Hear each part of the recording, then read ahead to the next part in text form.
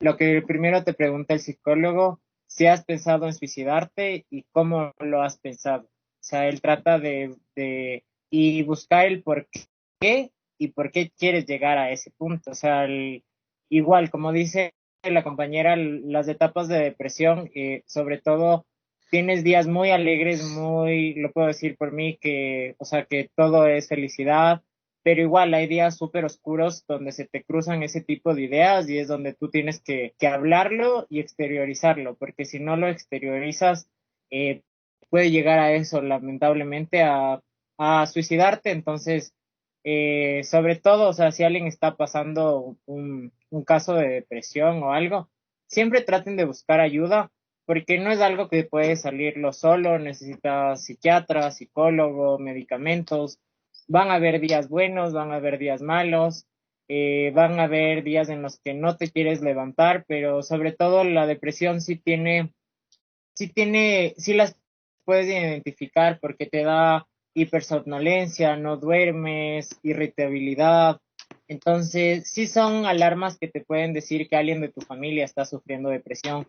Y sobre todo no es solo decirle, ah, no, levántate de la cama, tú puedes, porque realmente esta es una enfermedad y, y sí necesita tratamiento, sí necesita ayuda, sí necesita que todos concienticemos, o sea, hagamos conciencia sobre, sobre esto, porque justamente no queremos más personas que se suiciden ni que sigan sufriendo este tipo de patologías. Pero entonces de ahí viene la parte de ser conscientes y ayudar a nuestro entorno para no solo decirle, eh, o sea, la gente no es que lo entiende, o sea, es como que te dicen solo es tu estado de ánimo, pero si tu mente no está bien, nada puede estar bien. Gracias. Ujú. Bien, bien, gracias Patricio por compartir tu, tu, tu historia y de hecho en la Gestalt solemos incitar al hablar en primera persona. En especial cuando compartimos algo, usualmente se trata de nosotros, ¿no? Entonces, gracias por compartir aquello, Patricio. Viene a mi mente y me nace compartirte específicamente, hay una terapia que se llama activación conductual, que de hecho forma parte de las terapias cognitivas de tercera generación y muestra bastante eficacia en cuanto al trabajo con la depresión. Es súper simple y en resumen consiste en generar un plan de actividades a las que uno se compromete y estas actividades uno las haría junto con la depresión. Porque como bien describiste, hay un ciclo, o lo que en psicología cognitiva llamamos el modelo explicativo de la depresión, que tiene que ver con pensamientos automáticos depreciativos, culposos, demasiado críticos, del tipo, de estas distorsiones cognitivas, como le llama la psicología, eh, que son estilos de pensamiento que todos tenemos. Y uno de ellos es el todo nada, ¿no? Todo está mal, nada está bien, no sirve para nada. Bueno, estos son los pensamientos de la mente que a su vez impactan en la conducta y como bien describía Patricio, una de estas conductas podría ser, en casos ya de depresión clínica, no me baño y no salgo de la cama. El no bañarse y el no salir de la cama refuerza la creencia de no sirvo para nada. Entonces se configura esta lógica que había descrito antes de la profecía autorrealizada. La forma de romper con el vínculo, con ese ciclo vicioso, es a través de la activación conductual. Entonces, a pesar de que uno está en la cama con letargia, con anedonia, disforia, todos los criterios diagnósticos que vamos a revisar cuando estudiemos la psicopatología de la depresión, que es lo que antes me generaba placer, ahora ya no me genera, ya no tengo energía para hacer ciertas actividades. A pesar de todo ello, decidir hacerlo. eh, bueno, hay un trabajo cognitivo importante a propósito de los pensamientos automáticos que se pueden generar al imaginar hacer la actividad, cómo relacionarme con estos pensamientos cuando estoy haciendo la actividad, pero en resumen para plantear que la activación conductual, es decir, el incidir en la conducta junto con el hecho de sentirme triste, sin sentido, muestra un impacto positivo en el cambio del estado de ánimo. Eh, Estos enfoques, como vemos, relacionándolo con el tema de esta clase, son de corte positivistas en el sentido de, y empiristas en el sentido de que están midiendo la conducta. No están más de corte psicoanalítico, por ejemplo, mirando, el psicoanálisis dice la depresión es ira dirigida hacia adentro, es decir, la ira que no se está desplazando hacia afuera, se está proyectando hacia el interior. A eso obedece la autolesión o las conductas autodestructivas que provienen de la depresión. Al fin y al cabo, desde una lectura que busca mirar en la caja negra, siguiendo la metáfora que planteé del conductivismo, eh, tendría que ver más con, por ejemplo, una lógica inconsciente de autocastigo. Pero vamos a revisar estas teorías más adelante. Veo que hay más manos levantadas, como la de Nancy.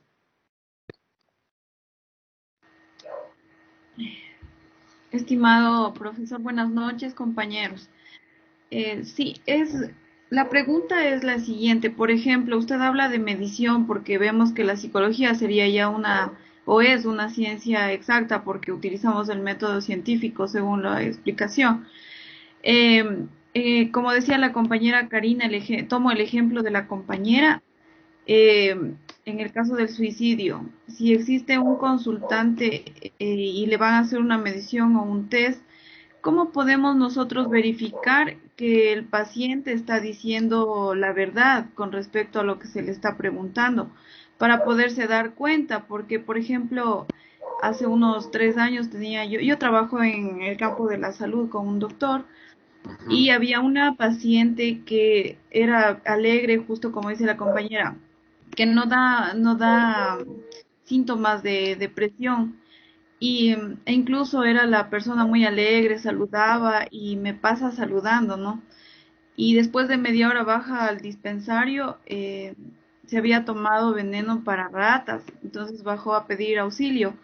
El doctor pues ahí realizó los primeros auxilios, le llevó al hospital y le pudo salvar. Pero siempre ha sido mi pregunta, ¿cómo la señora ya no trabaja con nosotros, pero cómo seguirá? ¿Estará bien? No sé cómo nosotros podemos orientarle o ayudarle en ese sentido, porque realmente eso no se puede ver a simple vista. Esa sería mi duda. Gracias. Bien, bien, gracias por compartir esa historia y me parece que conviene retomar lo que planteaba Patricio a propósito del buscar ayuda. De hecho, ese es el rol que tenemos como psicólogas, psicólogos, psicólogas.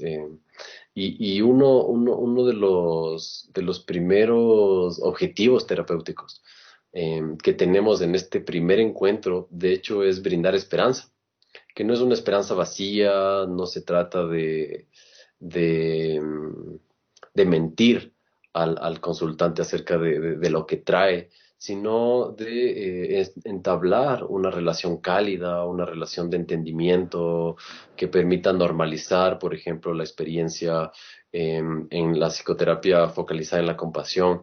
Hay un concepto muy bonito que se llama, y que proviene del budismo, que se llama humanidad compartida, y es reconocer que ese sufrimiento que trae la persona es un sufrimiento que se comparte con muchas otras personas. Por ejemplo, la depresión es casi una epidemia, podría decir, es decir, es muy común.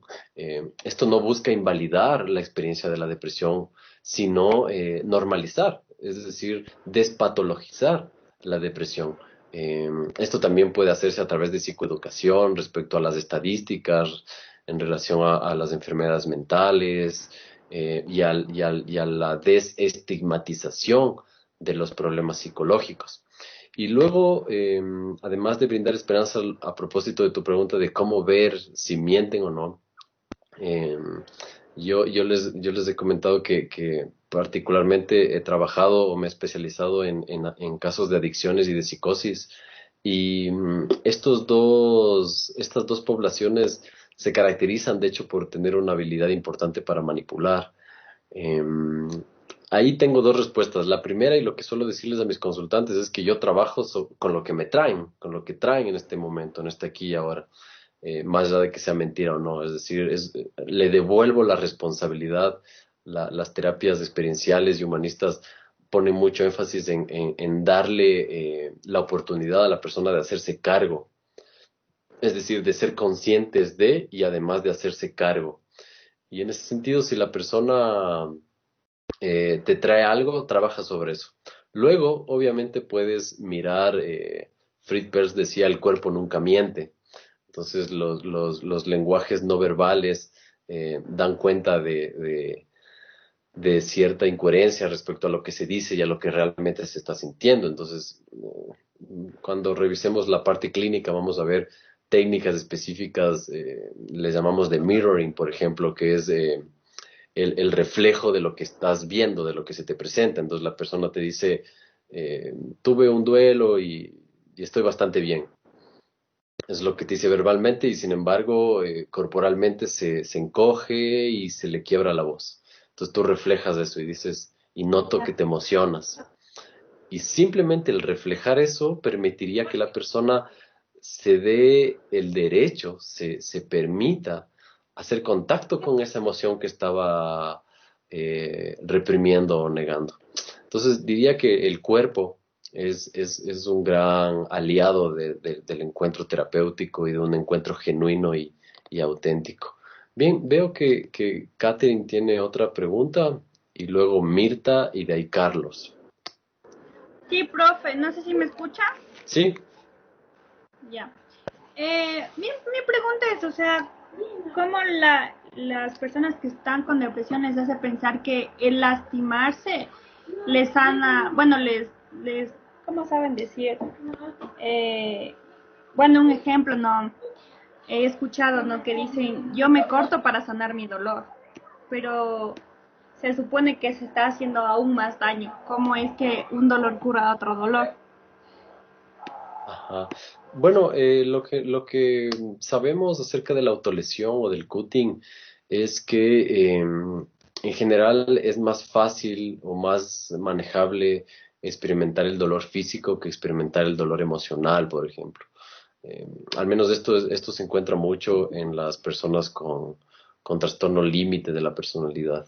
En otras circunstancias, el cortarse, como comentaba Karina a propósito de la ideación suicida, obedece más a una forma no verbal de expresar una necesidad o de comunicar algo. Es decir, al menos desde el existencialismo que vamos a ver en algún momento posterior y desde el psicoanálisis, es importante preguntarse acerca de la intencionalidad, es decir, el para qué de esto que se me presenta, cuál es el sentido, incluso las terapias psicodinámicas hablan de una ganancia secundaria, es decir, eh, de qué forma se está beneficiando esta persona a partir de esta conducta problemática. Por ejemplo, una ganancia secundaria muy común de la cual habla la literatura sobre la depresión, que no es en todos los casos, pero es un ejemplo, sería que la forma en la que me estoy beneficiando de experimentar esta depresión es que no tengo que enfrentarme a, a la vida o algún problema y así inconscientemente me permito no hacerme cargo o no hacerme responsable. Estos son generalidades, por supuesto, no se pueden aplicar a todos los casos, pero les hablo acerca de lo que la literatura ha planteado. Vamos ahora me parece que viene Mirta y luego Carlos. Hola, buenas noches, ¿me escuchan? Sí, Mirta, adelante. ¿Cómo están? Buenas noches con todos. Bueno, yo tengo una consulta sobre esto de la caja negra. Hace Ujú. algún tiempo yo seguí unas sesiones con un psicólogo por ciertos aspectos que tenía personales. Entonces, bueno, todo iba por muy buen camino hasta que llegó un punto donde él dijo que no sé si la caja negra es cierta parte del inconsciente de uno, donde él me dijo que en esa parte no quería llegar donde mí.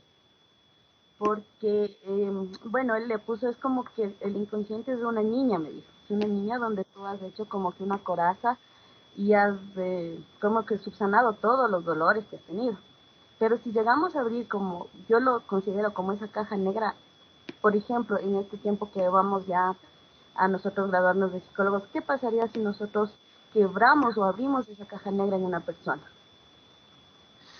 Bien, gracias Mirta por esa pregunta, es muy interesante. Bueno, en primer lugar me gustaría señalar que personalmente, desde mis posturas terapéuticas, me suelo distanciar un montón de las interpretaciones, del psicoanálisis y de todo el lugar de autoridad que establezca una relación vertical entre el psicólogo y el consultante. Eh, es decir, que la persona te diga que no va a llegar él hasta ese lugar ya es autoritario y unilateral porque es la persona quien tiene que decidir hasta dónde quiere llegar. Eh, Luego, sí tiene cierto sentido lo que planteas en términos de entender a los mecanismos de defensa, eh, o si quieres a la caja negra, al inconsciente, de hecho como eso, como una máscara, un personaje que nos hemos montado, que hemos construido para sobrevivir a la infancia y que despegar esas capas puede ser doloroso, pero en última instancia es la persona en su proceso de autoexploración y de sanación quien decide hasta dónde y qué tan profundo va. Otras perspectivas, de hecho, alentarían el abrir esa caja negra, como vamos a ver con el trabajo de Grove a propósito del uso de psicodélicos o con la respiración holotrópica, que de hecho eso es lo que hacen. Bajan de tal manera los mecanismos de defensa que permiten que los contenidos inconscientes surjan a la conciencia y uno tiene que enfrentarse a aquello que no ha querido ver, aquello que no ha querido aceptar, eso que está negando, lo que negó o invisibilizó para sobrevivir en cierto momento. Entonces eso es lo que tendría para aportar, Mirta. Gracias por tu interesante pregunta. Vamos ahora con Paul. Sí, Juan José, muy buenas noches con todos. Dentro del contexto que estamos hablando, quiero una pregunta concreta, no sé cómo realizarla o si no me indica si está bien planteada.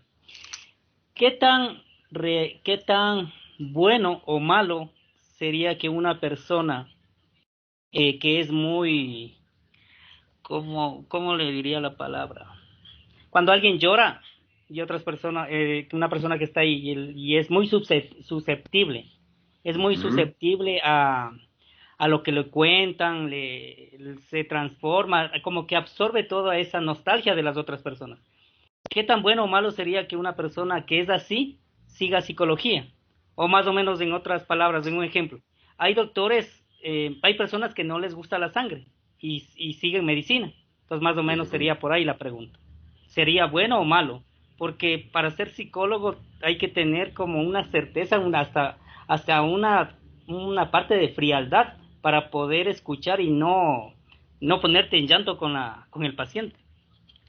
Gracias. Bien, gracias por la pregunta, Paul. Vamos a adelantar el concepto freudiano de contratransferencia negativa. La transferencia sería aquello que el paciente despliega, proyecta, desplaza hacia el consultante. Entonces, el psicoanálisis se fija en las relaciones objetales, es decir, las formas internalizadas, mentales, introyectadas, que tenemos, por ejemplo, de la figura de la madre. Entonces, en general, vamos a reactuar esas figuras proyectándolas, por ejemplo, en el terapeuta. Entonces, si yo introyecté a una madre que no cumplió con mis necesidades, que era muy crítica, voy a tender a relacionarme de esa manera con las demás personas y en especial con mi terapeuta. Esa sería la transferencia. Entonces, digamos, mi terapeuta dijo algún comentario y yo transfiero esa sensibilidad a la crítica a mi terapeuta. Y lo interesante de esto es que como se da en un marco terapéutico, el psicoanalista podría hacer consciente ese proceso y hacer lo que las terapias experienciales llaman una experiencia correctiva. Es decir, a través de un aprendizaje, vivencial, permitir que la persona aprenda que no todas las demás personas van a ser igual de críticas como fue su madre, por ejemplo. Todo esto para explicar la transferencia. Luego, la contratransferencia negativa sería cuando algún contenido no integrado del terapeuta es activado por el encuentro terapéutico debido a algún proceso que está trayendo el paciente a consulta. Por ejemplo, si como terapeuta viví un abuso sexual y viene una persona, y de hecho su motivo de consulta es acerca de una violencia en ese sentido, y yo no he integrado, no he sanado aquello, es normal que me genere una contratransferencia negativa. Entonces, más allá de la objetividad, diría que es lo que les he dicho desde que nos conocimos, es casi indispensable, yo me atrevería a decir obligatorio, que toda persona que estudie psicología lleve un proceso radical, profundo y comprometido de sanación y de autoconocimiento interno. Es decir, mientras más integrados seamos, eh, mientras hayamos podido revisar nuestra sombra, mucho mejor. De hecho, yo diría que quizás es lo opuesto, estimado Paul. Recuerda la metáfora del psicólogo como el chamán herido. El chamán herido es aquel que a través de su crisis de iniciación logra sanarse a sí mismo y en ese camino aprende a sanar a las demás personas porque eso le vuelve más empático, más sensible. Otro escenario sería obviamente el que describes y a mí me han comentado de mala práctica profesional en donde llega alguien y termina el consultante siendo el terapeuta del psicólogo a la psicóloga. Eso sería el paroxismo de lo que describes, pero de hecho poder empatizar, hacer contacto. Vamos a ver que hay diferentes escuelas. Estas escuelas que estamos revisando, la alemana y la francesa, y en general las escuelas de orden positivista, como sí establecen esta relación jerárquica, se espera que haya una relación objetiva, pero de hecho otros tipos de terapias, como terapias más humanistas, eh, aplauden en casos en donde es clínicamente significativo lo que en ética psicológica llamamos el self-disclosure o la autorrevelación, que es comentar algo de la propia vida del psicólogo al paciente porque ve que esto va a ser útil, eh, y porque empatizas desde ese lugar que te resuena a ti, que te toca a ti. Eh, entonces, si eres alguien que ha lidiado con la depresión y eres terapeuta y llega una persona que está viviendo depresión, manteniendo, por supuesto, el ojo clínico, la profesionalidad, en ciertas ocasiones va a ser incluso positivo para construir el rapport o la relación terapéutica, que puedas empatizar, que puedas conectar con ese dolor, porque también has sufrido ese dolor. Entonces diría a tu pregunta, que es una muy buena pregunta, Paul, que hay que tener cuidado con la contratransferencia y más allá de ser sensibles o mejor dicho, más allá de ser hipersensibles, porque lo que necesitamos es un montón de sensibilidad para ser psicólogos y psicólogas, es indispensable trabajar los asuntos inconclusos que todos tenemos eh, para poder acompañar desde un lugar más sabio, más integrado. Así es que gracias por esa pregunta, Paul. Gracias, Juan José. A ti. Bien, veo que está Sandra, que no ha intervenido, y también Verónica. Y con eso podemos cerrar. Profe, una pregunta. Respecto a lo del compañero Patricio, le quería preguntar de qué le viene la depresión. ¿Por qué? O sea, no entiendo por qué se viene a dar una depresión si, o sea, si hay cosas que son tan bonitas. O sea, quiero entenderlo desde el punto de él, ya que él dice que ha vivido una depresión, ¿cierto? Otro aporte es que cuando una persona como decía la compañera ahorita que estudia, o perdón, que trabaja en la parte de la salud, decía que ella veía una señora sonriente, hermosa, bueno, con mucha vida y que de un momento a otro se quiso suicidar. De pronto digo yo que muchas personas también quieren llamar la atención. Bien, Sandra. No necesariamente tienes que responder, Patricio, y más bien lo que quería compartirte, Sandra, que me genera cuando te escucho es lo que nosotros solemos denominar invalidación. Entonces, yo sé que esa no es tu intención, pero digamos, llega un paciente y te dice, estoy deprimido, la vida ya no tiene sentido para mí,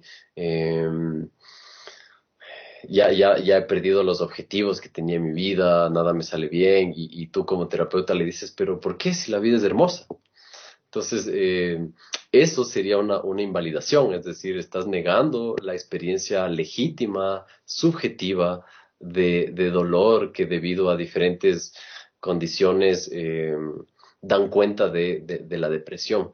Entonces, entiendo que tu ánimo era más bien entender a qué se atribuye la depresión de nuestro Sí, compañero, pero sí, me genera esa es la idea. compartirte eso. O sea, ¿de qué viene la depresión? Esa es como la pregunta, ¿de qué viene la depresión? Bueno, o sea, pueden existir muchos factores, no puede ser solo un detonante. O sea, te pudiste haber quedado sin trabajo, tu familia no te puede querer, no es mi caso porque mi familia es mi red de apoyo, pero puede ser un sinnúmero de cosas. Por ejemplo, una de las cosas a las cuales yo arraigo mi depresión fue que no me encontraba estudiando, perdí mi trabajo, la última relación que tuve fue bastante tóxica. Entonces, tú sobre todo cuando tienes una depresión, viene el todo o nada. Antes lo tenía todo y ahora no tengo nada o no sirvo para nada. Entonces, de pasar a ser un chico activo, divertido. Como se dan cuenta, me río mucho, sí, obviamente. Mucha gente va a decir que es por llamar la atención, pero lo que me ha enseñado la depresión es justamente lo que tú dices. La vida es valorarla y tratar de disfrutar esos momentos que te da la vida, pero totalmente una depresión ya viene, tu cerebro deja de segregar ciertas hormonas, tu cerebro necesita medicamento para sanar, entonces ya no solo depende de tu estado de ánimo, depende de muchas cosas, depende de la red de apoyo que tengas alrededor de tu familia, depende de la persona que tú quieras ser. O sea, lo primero que mi psicólogo me dijo cuando entré en su terapia, lo que justamente es la empatía, y lo que me dijo, qué chévere que vayas a seguir esta carrera, por lo que me cuentas, vas a ser un buen psicólogo porque vas a poder transmitir tu historia de vida y ser una parte vivencial y darle esperanza a las demás personas porque tú sobreviviste esto, porque hay muchas personas que se quedan en el camino y solo deciden la parte más fácil que es suicidarse, pero y no las culpo y no las juzgo porque hay momentos muy oscuros de esta enfermedad en las cuales lo único que piensas es colgarte y decir ya basta, ya no quiero sufrir más, pero ahí viene tu red de apoyo y eso es, o sea, lo mejor que podemos hacer es exteriorizar y justamente hacerlo más consciente hacia nuestro entorno y darnos cuenta de estas señales, porque yo pasé alrededor de 6 meses dando señales que, que son mínimas, pero sí te das cuenta cuando llegas a tu parte interior y te haces un examen de autoconciencia y decir, sabes que no estoy bien, necesito ayuda. Pero a eso básicamente y eso. Bien, bien, gracias Patricio, Gracias compañero no fue una pregunta de pronto incómoda, le pido miles de disculpas, pero lo que pasa es que, como le decía, son cosas inquietudes de pronto que me generaron al escuchar tu historia y bueno, y quise de pronto aportarlo porque vi como la necesidad de decir, pero ¿de dónde viene eso? De todas maneras, muy amable, muchas gracias y gracias, profesor, disculpe. No, gracias a ti, Sandra. Estamos para compartir y aplaudo, honro el compartir de Patricio. Creo que va mucho en la línea de despatologizar, de normalizar y de entender que las dificultades psicológicas existen y que son como planteaba Patricio, me quedo con la frase de hay una enseñanza, ¿no? Que me enseña la depresión. Entonces, gracias Patricio. Vamos a cerrar ahí en honor al tiempo. Mañana revisamos la psicología francesa, vamos a explorar a Charcot y a otros teóricos. Dentro de ellos, Charcot fue el primer maestro de Freud. Y como es una clase bastante corta, estoy seguro que vamos a iniciar ya con el texto de Groff, entonces espero que puedan avanzar en la lectura. De todos modos, tenemos hasta el lunes para acabar esa clase que es más extensa, como vieron, es un capítulo bastante rico y nos vemos mañana entonces. Profe, mañana tenemos Dicen clases. buenas noches, pero no tenemos clases.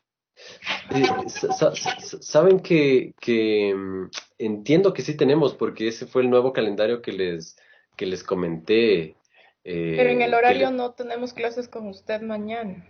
Tenemos lunes, miércoles, jueves y viernes me parece, pero el martes no.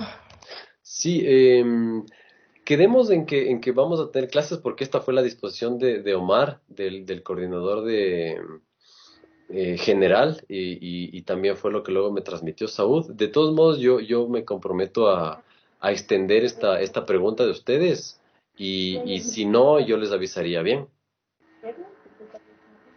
Gracias, Gracias, profe. profe. Gracias, buenas noches. Conviene mencionar nada más que este pequeño cambio es simplemente porque no tuvimos el miércoles y el jueves. Entonces se esperaría recuperar, por tanto, el lunes y martes. De todos modos, voy a transmitir su interrogante. Entonces nos vemos mañana y cualquier cambio les hago saber. Hasta luego. Gracias, profe. Gracias, Hasta profe. mañana. Buenas noches. Pase buenas Gracias, noches. profe. Gracias, profe. Hasta mañana. Gracias, profe.